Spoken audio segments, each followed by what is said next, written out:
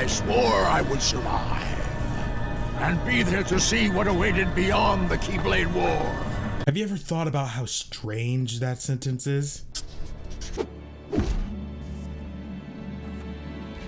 Nearly 3 years ago, I made a video called Xehanort Isn't Real, and the video was a part of my Kingdom Hearts theory series called Key Theory. And in the video, I explained about why I thought Xehanort isn't the true mastermind of this game we've all been playing over the last decade.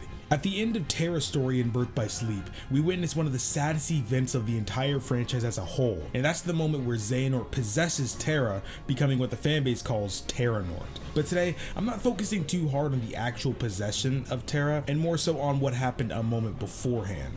During the events of the final battle, the outcome of Aqua versus Vanitas, a bright light emerged in the distance, just as Terra and Master Xehanort concluded their battle, and Master Xehanort yells that the Keyblade had been forged, and begins to give a speech on how the final union is to begin. That's when he says something really strange. I swore I would survive, and be there to see what awaited beyond the Keyblade War. Doesn't that sound weird to you? Xehanort swore he would survive to see what awaited beyond the Keyblade War, but how can that be when the Keyblade War took place 100 years ago at the end of Kingdom Hearts Key? Xehanort isn't 100 years old, and even if he was, he'd be just a baby or a small child who wouldn't know about anything that was going on, let alone remember it from that age. So what exactly is the reason behind him saying this? Well, almost 3 years ago, I realized that he has no reason to say it, because it wasn't actually him saying it. I believe that Xehanort isn't real, at least not anymore. He's been possessed by luxu, one of the foretellers underneath the Master of Masters. Now back then, there wasn't a lot of info to go based off of like there is now, thanks to the plethora of Kingdom Hearts information we get nowadays. We now know the name of the sixth foreteller to be luxu, and a bit of backstory on him. We know that the Master of Masters warned each of the foretellers that one day he may just disappear. And if that were to happen, he'd want each of them to follow the roles that he's individually given them no matter what.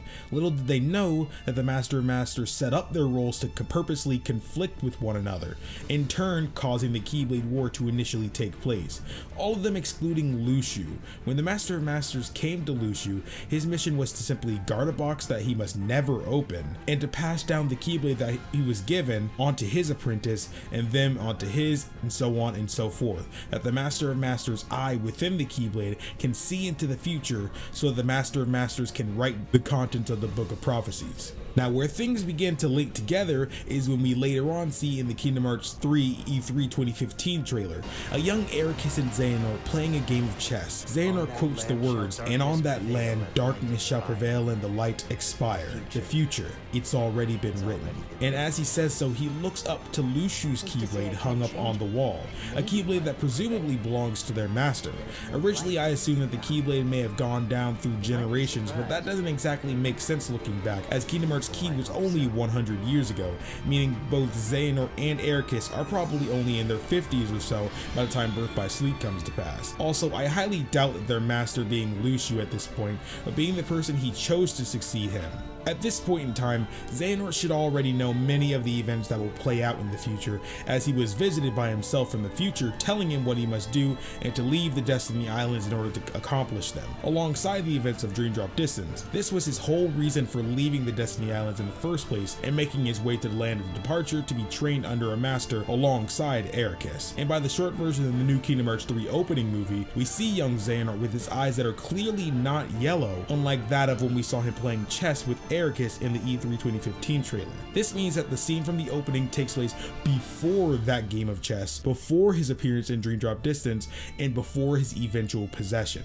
Though not all is as it seems, as we still have the quote from Master Xehanort possessed by luxu. Why would luxu swear he would survive to see what lied beyond the Keyblade War if he was there watching during that time already, as we saw from the Kingdom Hearts Key cutscene where Master Ava questions him on what his intentions are? I think luxu failed. Something came to pass that he couldn't actually witness what happened immediately after the Keyblade War, which meant that the Master of Masters couldn't write down what happened after the Keyblade War. War, making the Book of Prophecies incomplete. So how could he remedy this? By reenacting it. And that's why all the events of Kingdom Hearts have led up to the Guardians of Light fighting against the 13 Darkness. So that's why the Keyblade War can take place once again, and the Master of Masters' eye can witness it come to pass. That's why Xehanort had said that. Why luxu had said that. The thing that means the most to luxu is completing the role that his master gave to him. But things came to pass alongside life being too short. Luxu possessed his apprentice to live longer, and in that body trained 2 boys, and possessed the one named Xehanort, who'd been struggling with darkness as seen in the Xehanort reports of Birth by Sleep. After being possessed, Luxu's apprentice isn't real. Xehanorts isn't real. There's only luxu, a man desperately trying to complete the task given to him by his beloved master. And in Kingdom Hearts 3, will finally at long last have the conclusion to his story. So what do you guys think?